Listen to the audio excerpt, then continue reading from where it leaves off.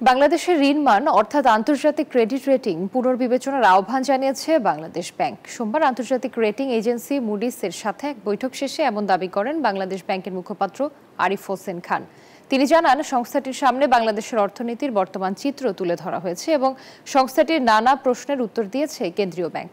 দেশের অর্থনীতির সবগুলো সূচকের অগ্রগতি না হলেও কেন্দ্রীয় ব্যাংকের নানা উদ্যোগে সংস্থাটি সন্তুষ্ট প্রকাশ করেছে বলে জানিয়েছেন তিনি। আশা করছেন আন্তর্জাতিক সংস্থাটি বাংলাদেশের ক্রেডিট রেটিং ইতিবাচকভাবে পুনরায় বিবেচনা করবে। এর আগে বাংলাদেশের ঋণমান B1 থেকে কমিয়ে B2-তে নামিয়েছে।